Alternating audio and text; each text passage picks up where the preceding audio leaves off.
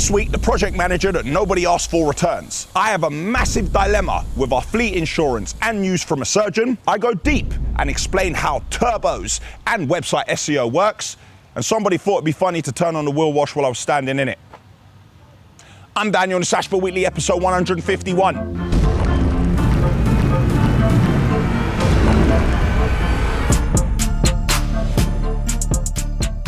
It's Monday morning. We're in the yard. It's going to be a good week. Flo's still not back this week. He's going to be back on Tuesday of next week.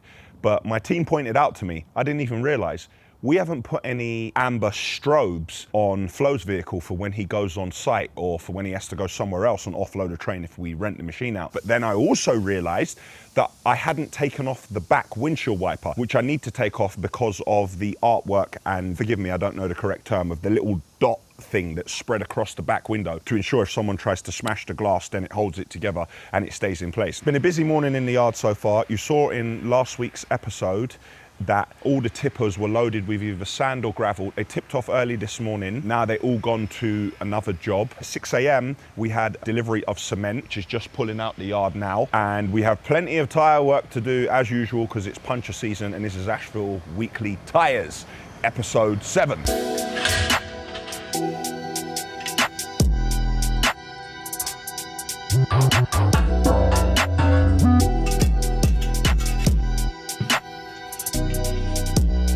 Because the work in the Olympic containers is coming on really well, now going to measure the opening and begin to price up a large window. I'm not quite sure how we're going to divide it up. I don't want to divide it at all. I want one massive window, but when you have a window that big, then you can't have it opening. Yesterday, I was at home, and as you do, I was just watching Nat Geo while I was on the sofa on my laptop working away. Hey, and your boy came on. Now, people have sent me the advert, and there it was on the TV. Obviously, I was gassed. I managed to just jump up out my seat and just get it. Very proud moment.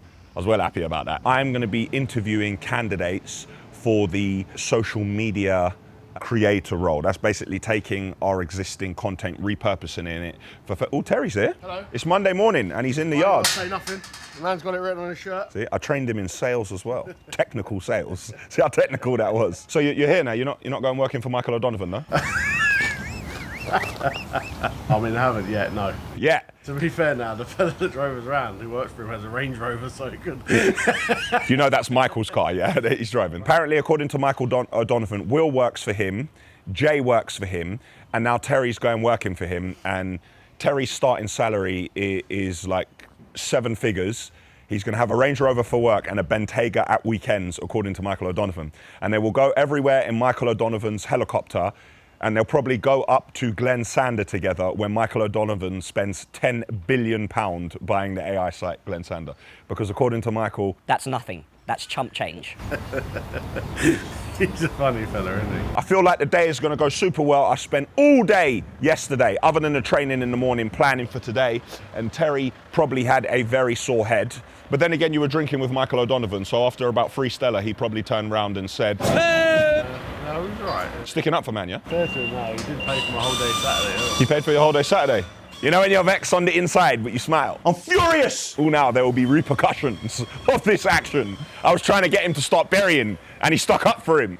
In the cinema, the double sockets behind the cinema screen are fine. We've got a projector, and then the projector may have a mechanical system on it to lower it. As well as that, there may be a high definition receiver. Then the signal's going to need to be converted unless we run a HDMI. You see where you come down the stairs? I would just have one single socket there on the wall. Yeah, there you go. Oh, I'm going to leave you lot to carry on. Sorry, I got interviews. Cheers. Thank you, bye.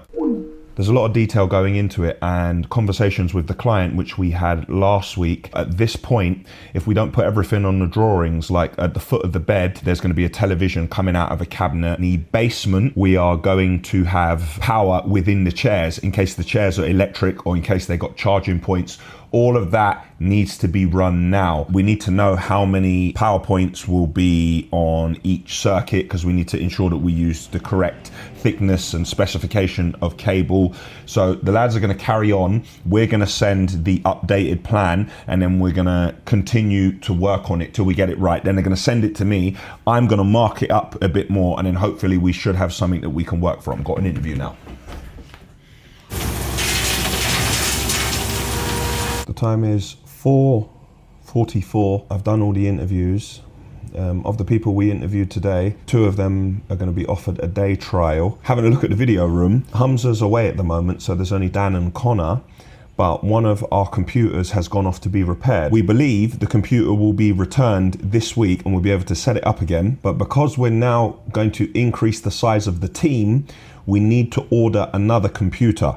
Now, while that seems relatively simple, I then have to go and spend £500 buying a Thunderbolt 4 cable, which runs around the outside of the room and connects to our QNAP storage drive. But it can't just connect. I got to go and buy a new card for it, and that card means that in the back of it, we'll be able to plug in a further 2 Thunderbolt 4 cables, because at the moment we're at maximum capacity. So every time I do something, I just create more expense for myself. Speaking of costing, I've had the 1 or 2 of the finance quotations come back for the volumetric, which I had a look at. Initial cost is £100,000.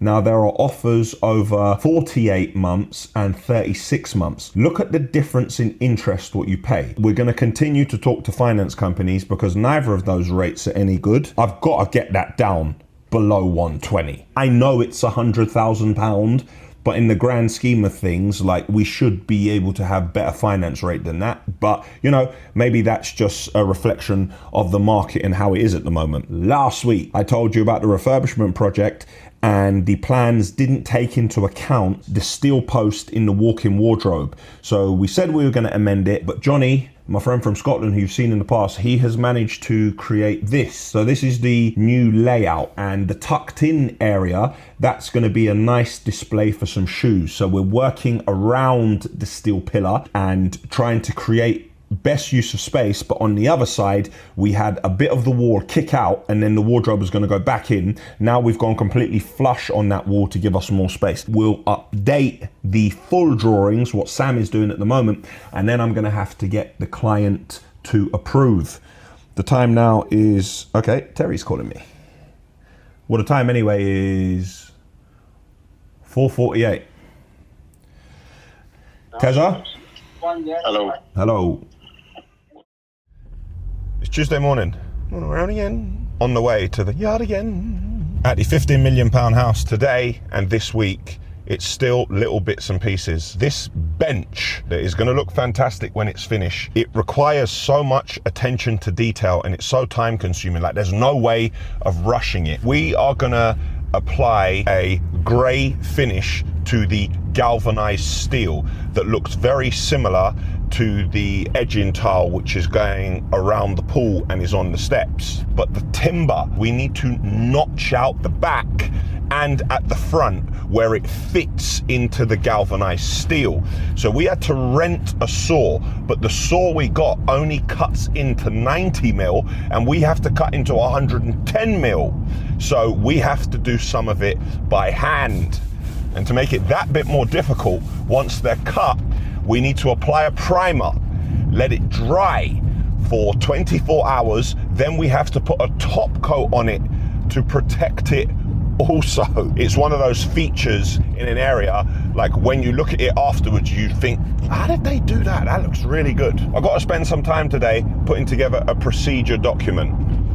Of all things, for invoicing. We got the invoice financing in place, which basically means we get 85% of the money for the invoices we produce immediately. However, we have come across a small problem. It's not small, actually. There are standalone jobs, volume jobs, where there are special prices, but the invoices are going out with the board prices, which means that we're pulling down the money from invoice financing, but what's happening is when it goes to the client is turning around and going, I'm not paying this because it's incorrect. And rightly so. So somewhere in the office, there is a breakdown between the team on one side and then the team on the other side. Maybe that's my fault. There's a gap in the middle and it's causing errors. Now those errors are causing delays in payment, which affect us. By my accounts team's calculations, invoice financing is costing us £120,000 a year. That's going to be my first task in the morning. I think you guys are more looking at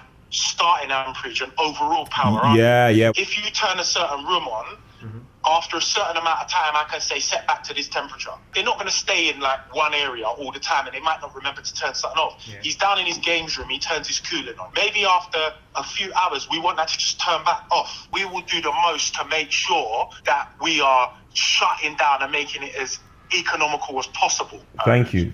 I shout you back. Thank you. That was my friend Craig at ECS. You've seen him at many projects, but now with the electrical challenges at the refurbishment project, the system he is putting in, it doesn't take high amperage when it starts, and they're putting a control unit in the garage, which means that they can set everything. So, David, what do you think? We're all right with 100 amps now?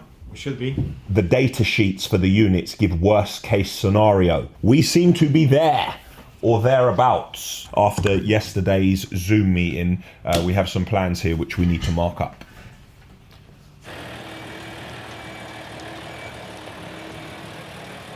Lorries are just getting back, time's 4:30. We got the logbook for this, so we're going to put the personalised reg on it now. We have a dilemma. Price has come back for the PVC frame. Black inside, black outside, toughened outer, laminated inner, self-cleaning glass. It's gonna be very good for acoustics, very good for insulation, very good for U values. But here's the problem. Because somebody had a bright idea to make this so big, I don't know whose idea that was. We need a large, massive window here with toughened, laminated, acoustic, argon gap, UV self-cleaning, basically does the work, so we don't even have to edit videos anymore. The window will just edit the videos. 4.7 by 1.6. They can do one of two things. One, make it into 4 separate panes. Then they need to make a separate pane up here which opens. So it basically means this space is divided into 8. Or they can do 3 fixed panes, and then we see the lines where they're divided. The fixed pane, believe it or not, is £700 or £800 more expensive than the smaller one. Whatever I decide here has to be the same in the other offices. Are we going to do it fixed and put a ventilation system in here, or are we going to have the window opening? The trouble is, when windows are that big, if it's top opening and the whole thing falls like this, the weight just pulling the whole frame down. So have a think about it. No, I am having a thing. That's why what, basically go away and make my mind up. But the best option is to sleep with it, you know? Tonight. I don't want to sleep with the window, Michael. You got to remember, yeah, we are not in Regent's Park or Primrose Hill. Yeah, we are in the yard, and the lorries are going back and forth, and the machines are going back and forth. There's deliveries, there's materials. My input would be to get fixed pane and get Ventaxia. Okay. Based on the dust and everything in here, all the equipment. The equipment, It kills the lifespan, all the At equipment. the moment. No, don't say that. It's not lots of dust. We keep the sprinkler systems on, and we keep the road sweeper going up and down. What they mean is that it's active here. That's what they mean, isn't it? Yeah. It's very active. Shall we go fixed, and while it's all open, run some Ventaxia? Put one in one corner, one in another corner. One to sag, one to blow the air, yeah? Mate, I got a quick question. The frame, like the actual PVC frame, do you do anything in that frame, like put foam in it or something to help sound transfer or anything? It's honeycomb to give it a thermal efficiency. Okay, fine. Can you price it for me at 3 fixed panes? Would you still want it to be laminated on the inside? Yes, please. Because if somebody smashed something, the lads will be sitting right underneath it on computers. 3 fixed panels, laminated on the inside and 6mm toughened on the outside. Yes, please, mate. Okay, right, I'll get that. I'll get you over tomorrow. Is that all right? Yeah, no problems, mate. What were you saying about it being acoustic? The spec for laminated and the spec for acoustic laminate, it's near for the additional. If you're paying 50% more, you're getting 5% more in how good it is. So it doesn't, so it's like triple glazing. You're paying 50% more for 10% better. This is the blueprint for how we do these moving forward. This is why it's taking so long. Once we have the plan, what we're doing here, we'll be able to do the others a lot quicker. It looked like there may be what's known as a slap lesion, which is slight detachment of the biceps tendon. A possible debris at the bottom of your joint, which may mean little bits of cartilage may have gravitated there. How are we going to turn me into the bionic man? Because this sounds like I'm still in the same position I was. Possibilities ranging from trying a few diagnostic injections with a bit of local anesthetic. That's one possibility. The other possibility, we've talked about sticking a camera in and washing it out, maybe doing what's known as a microfracture to the defect in the cartilage. The other possibility we mentioned was relatively novel therapy such as PRP or stem cells could be of some use here. These are the options as I see them, really. Thank you. Thank you. Thanks, bye. Bye. I'm still training, but I'm in pain. Can't sleep on this shoulder at all. The scans are inconclusive. The last time the scans were inconclusive, you see I had an operation like about 18 months back. I want to be the bionic man. Now, the surgeon will not inject me with adamantium like they did Wolverine, so that's out the question. Bruce Wayne was a superhero with just being an ordinary person, but he was a billionaire, which I am not, so that is also out the question.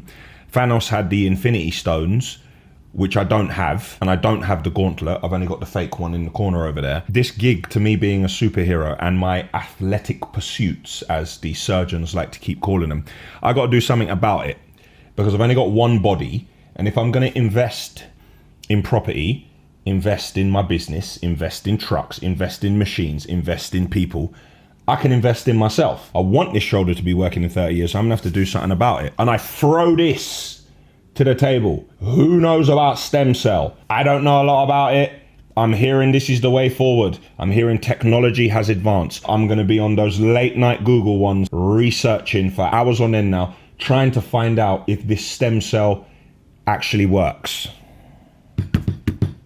Controversy at the end of Tuesday. It's Tuesday, isn't it? It's Tuesday. It's Tuesday. One sec. The wheel wash not going off. Let's do a little test. I've turned it off, so let's put it on hand operation. And this is the sump pump. Let's press this. Anything? Nope, not a lot of movement. However, it is most definitely working. There we go. So the water's coming back. And why is it only operating manually? When you come into the yard in the morning, you think you're just going to walk in and start doing what you've planned to do. And then you go for a drive and you see a problem which needs to be fixed immediately. So my townie thought it'd be funny to turn on the wheel wash when I was standing on it. Luckily I have the reactions of a jungle cat and I managed to escape. So here's how the wheel wash works. It's a reservoir with a 3-tank system, tank 1, 2 and 3. Now the water passes through all of the tanks and each time it does, it's filtered. Tank 3 pumps the water to the wheel wash. When the washing is complete, a return pump then pumps it into tank number 1 over here. Now, tank 3 has the ability to top itself up from any water which is lost within the process. So we worked out what the problem is. Once it pumps the water over here, there's like a 50-second delay, and then the return pump turns on. When that return pump turns on, we need to ensure that it stays on for a longer period of time because it's not staying on for long enough. And then what happens, because the water hasn't got back to the reservoir, tank number 3, which pumps the water back to the wheel wash, acts like a toilet cistern. And then what happens, it continues to fill, and then when the water eventually does get back, it overflows because there's too much water in the reservoir.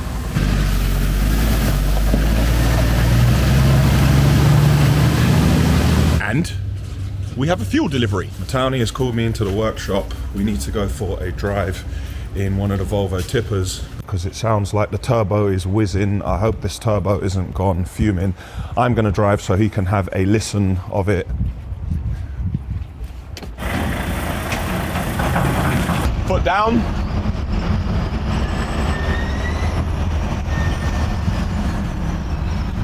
Yeah, we have a problem with this turbo. Got it in the repair bay, called Volvo, and the parts van was just leaving the depot and they put the turbo on it straight away. So we've already started trying to strip this lorry down. Turbo 101. This is our turbo, this unit here. This is the head of our engine. Now the head of our engine is pushing the exhaust fumes through here, what is powering this turbine. Now this turbine and the turbine here are on the same shaft.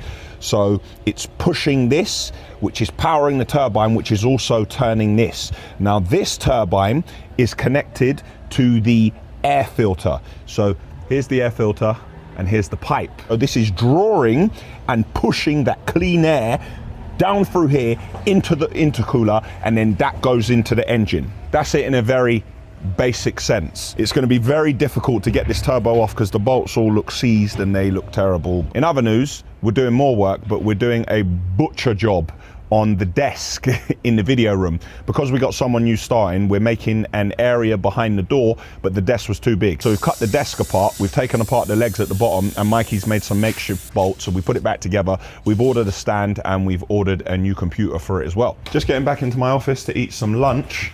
The time is 4:28. Another thing we've been working on after our meeting at the refurbishment project last week, the client had a look at the fabrication drawing of the stairs and they had concerns. They had a word they kept throwing around, ribbon. Does it look ribboned? And they pulled up a couple of pictures on their phone, and I was trying to explain the challenges with the space we had, but the way we've managed to again amend it. Now bear in mind this is in fabrication mode, but it's not so far along that it can't be altered. The company making the staircase put it into their fabrication software and again tried to kind of turn it even more on itself.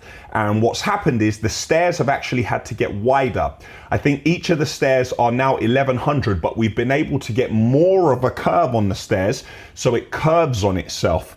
Now we're trying to get something made for the landing with an extension of the timber so we could try to follow that flow around. Now, the landing itself, we haven't got that far, but now that we've managed to change the actual stairs, hopefully we can replicate it on the landing and the client will be happy and we can push the fabrication on. And it's lunchtime, 4:30 p.m. That is Ragnar Lothbrok, King of the Vikings, looking out at sea before he sets sail, contemplating.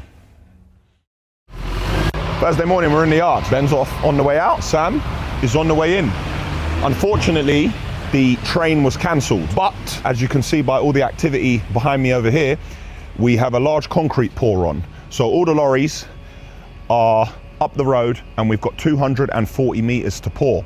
As the lorries are in here loading, they're arriving on site and we have a cement delivery all at the same time. The boys are flat out.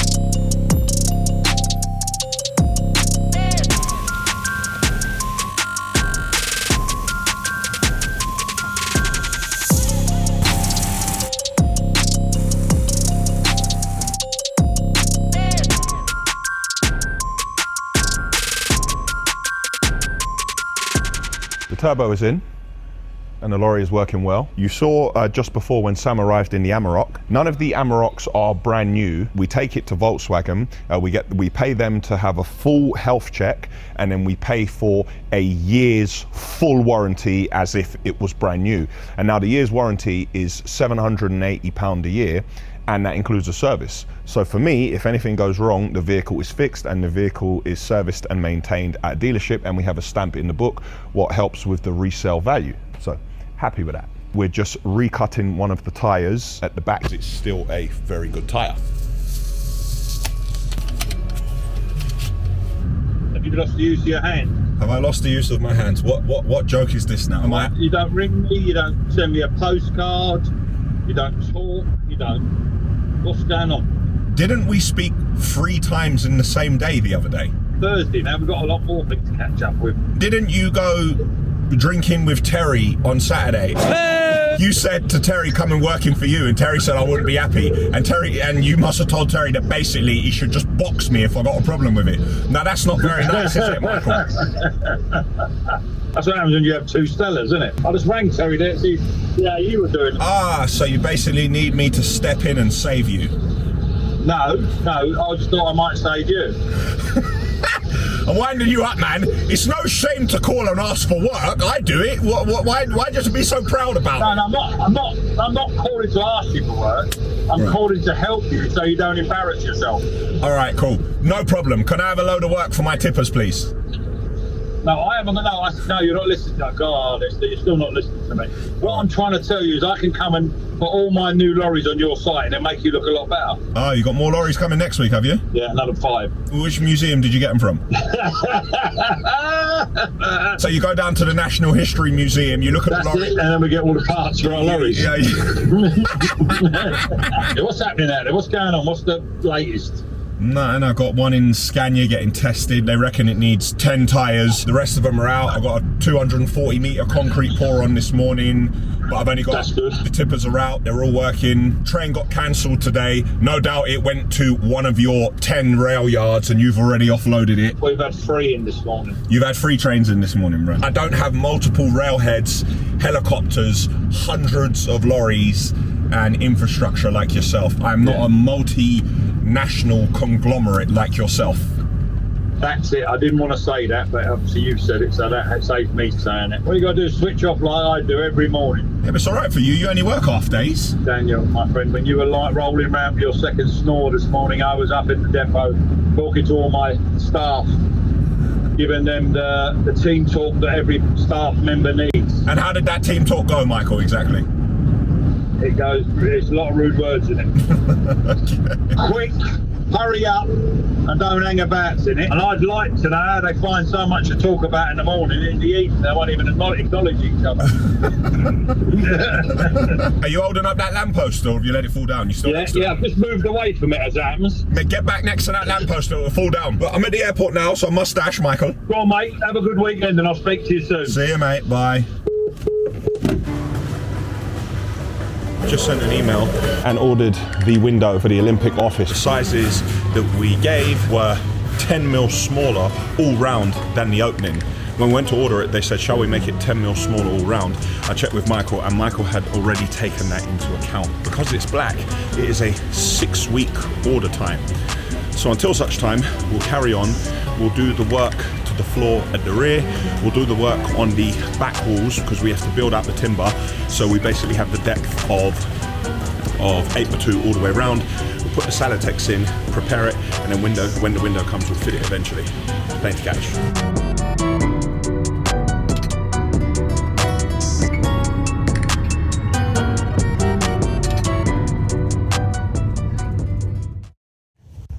Friday. I'm not in the yard. I'm an Espanol, and the project manager that nobody asked for has turned up on site. You remember the last time I was here, in this exact place was a DAF lorry loading, and there was a rubber duck here, and you had to dip the dipper underneath the power lines or phone lines above in order to load the lorry. Well, I've come back to the site to see if I can get a day's work from the lads, and they are nowhere to be seen. Having a look at the progress, I can see that they have mapped out foundations. Probably going to get a machine here with a trench bucket on it and probably dig those out and pour some concrete. Once again, I am assuming, because I have not been included on the emails here. Not to simplify a man's job, but that looks like the extent of the work at the moment. I will have to repeatedly come back to the site, and most annoying for the guys here, but I want to know what's going on. I have a dilemma. Now, we spent a lot of money on insurance. It's somewhere in the region of £250,000 a year. I've been trying to get everything on the 1st of September.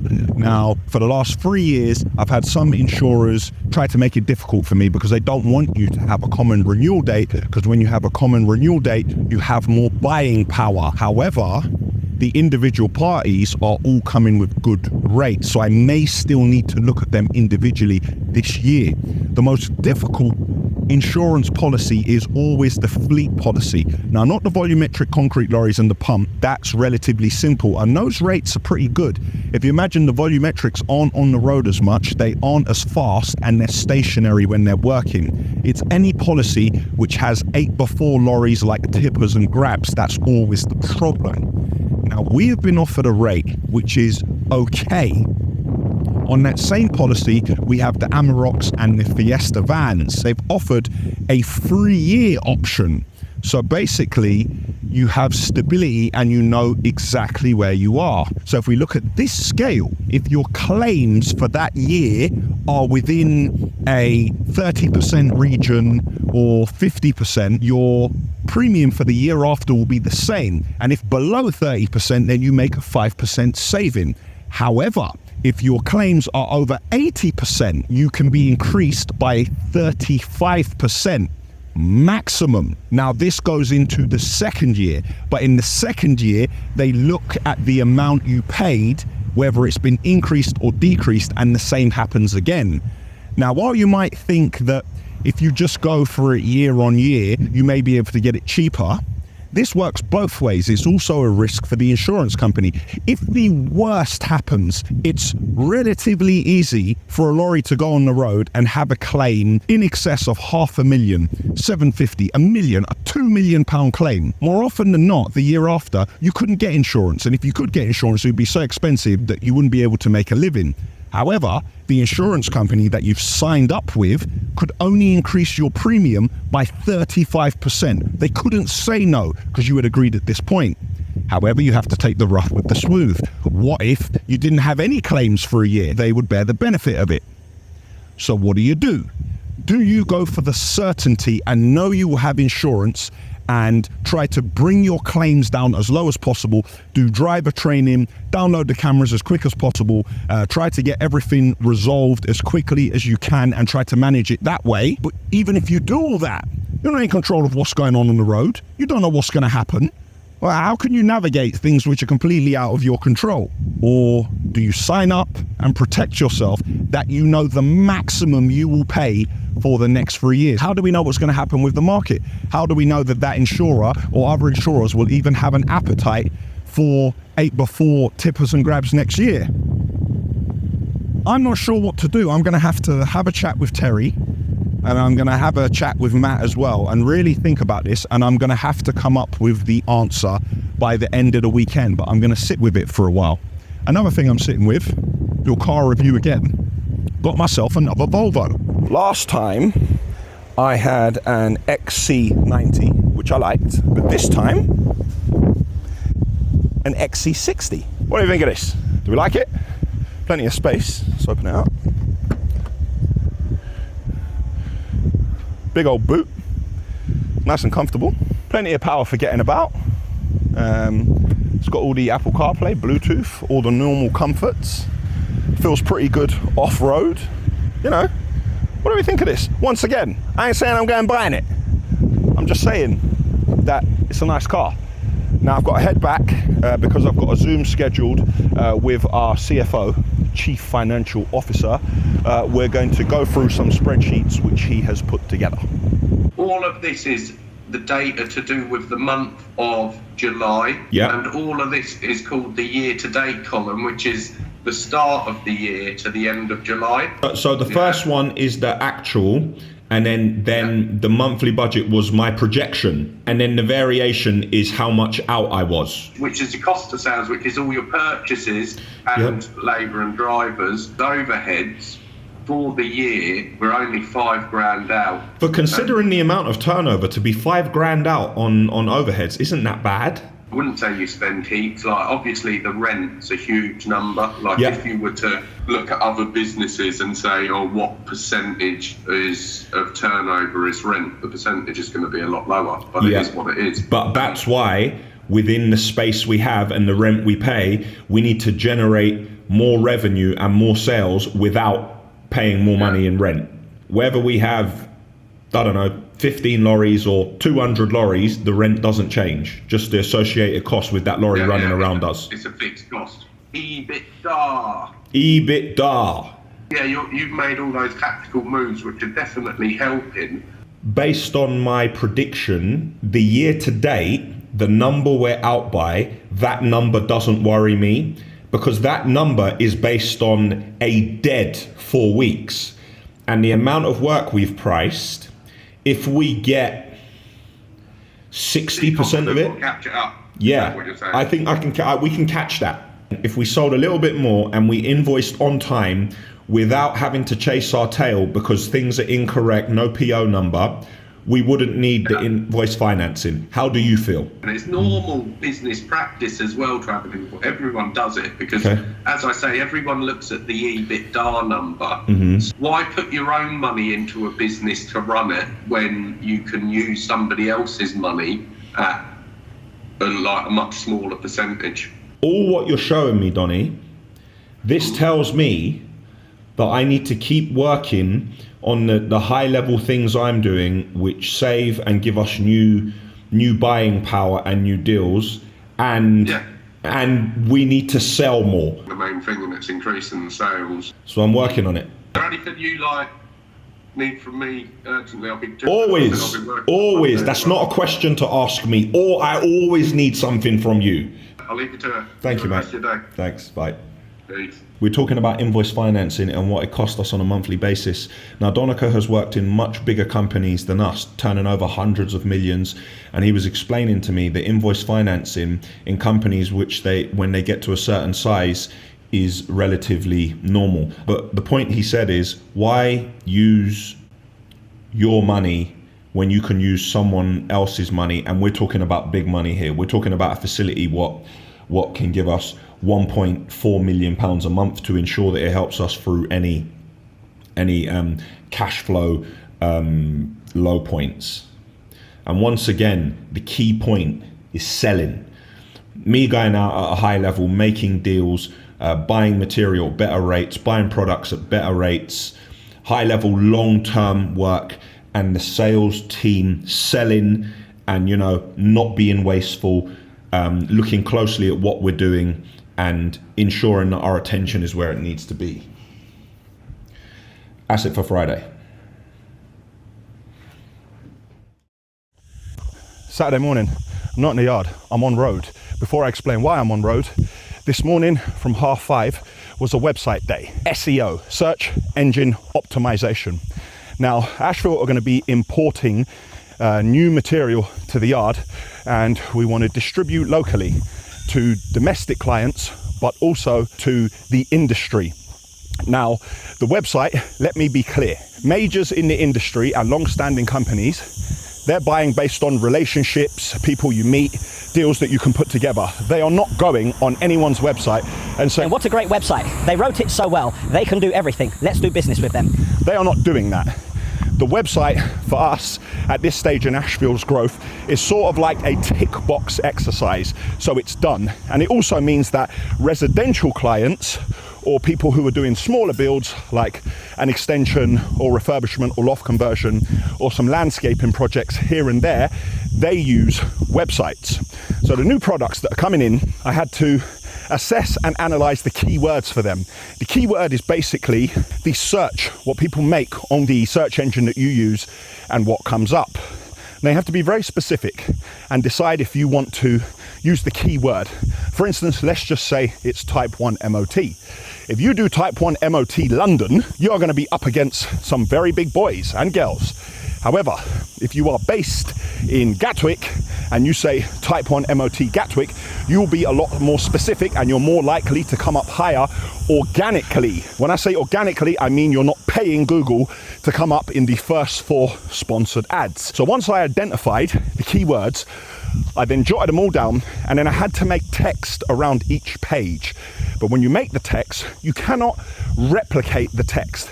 If you are to replicate the text on every page, Google will see this when it trolls your site and you will be punished. If you plagiarize someone else's website and just copy it, Google will see it and you will be punished. So you basically need to make individual bespoke text for each page. Even if the materials are similar, you have to change it, chop it up, take the time to write it, because when Google looks at it, Google will say tick box. The keyword is set in the website, check. It's in the URL, check. It's in the first paragraph of the text, check. The picture has been labeled with the keyword as well, check. Is this enough information for people, or is it 2 lines? Enough information, check. Has this been plagiarized? No, check. That is the best way that you're going to put yourself in front of Google or any search engine optimization and try to come as high as possible organically. So there are 6 products, well, they're 3 products, but there are 2 different sizes in each. I prepared text for aggregatesupplier.com, and I had to prepare separate text for Ashville Aggregates, because both will show the products, and Ashville Aggregates and aggregatesupplier.com will sell it. But once again, like I said, if you plagiarize, then I'm going to be punished. So I did that early this morning, then walked to the gym. Now, the maps tried to say the gym was 34 minutes away. Stop it, 27 minutes. Got there, trained, and decided to hit the road in my holiday attire, trainers, shorts, and a towel, and a water bottle for hydration. But I must say, the walk back was a lot more challenging because it was uphill. I sort of felt like Roy Keane, Gattuso, Edgar Davids, Gilberto Silva, Owen Hargreaves, all rolled into one. Hill after hill after hill after hill. He battled, as they say, like the midfield general does. He battled. And then when I passed all of those hills, there was another hill. And then eventually I managed to get onto some flat land and regroup. So it's only just past 10 o'clock. Website optimization, all done, ready to send to meds. Tackled a couple of hills. I didn't run, I'm gonna be honest, because I'm riddled with injuries and I'm very heavy, about 123 kilos at the moment. I did walk, but I got my heart rate at one point up to about 175. It's important to keep the heart beating because you've only got one. You've got to look after it. Thus far today, winning. Time to keep it moving. Saturday evening, I need to find something to eat. Spent the rest of the day working on another Excel spreadsheet, turning into a numbers man. You know, I've always been more practical than contractual. I keep resorting back to these Excel spreadsheets to see if it stacks up. Somebody wants to collaborate with Ashville using our railhead, our facilities. I was putting everything into the spreadsheet, the product, how much space that product is going to take up, and putting a cost in there per square foot, everything I could. I shared it with Matt and I shared it with Terry, and both agreed I hadn't missed anything out of it, and it looks like it works. The trouble with this is, if you think about anything for long enough, you can find enough reasons not to do it. So you can think, it's going to be a headache, this, that, the other, do we need to be doing it? The fact of the matter is we got to pay our rent anyway, and we have infrastructure in place that others don't have. If we turn our nose up at certain elements of work because it may be tricky or it may take up resources for a little while, who's to say where we're going to be in 2 or 3 months? Who's to say what we're busy on today is what we're going to be busy on tomorrow? So it's important to continually diversify and keep adding bows to the string. Maybe when we're working with this person, somebody else sees us doing it, and then they too want to work with us also. We need to have as many ways to generate revenue as possible, because tomorrow is promised to no one, and who's to say in years to come the business couldn't completely diversify and transform and be doing something completely different from what it's doing today? Who's to say? So we need to keep all of the avenues open. And that's it for Ashville Weekly, episode 151. Click here for the Ashville website. Click here to subscribe to our channel. Click here to see an Ashville video you may not have seen before, and click here for last week's episode, which was number 150.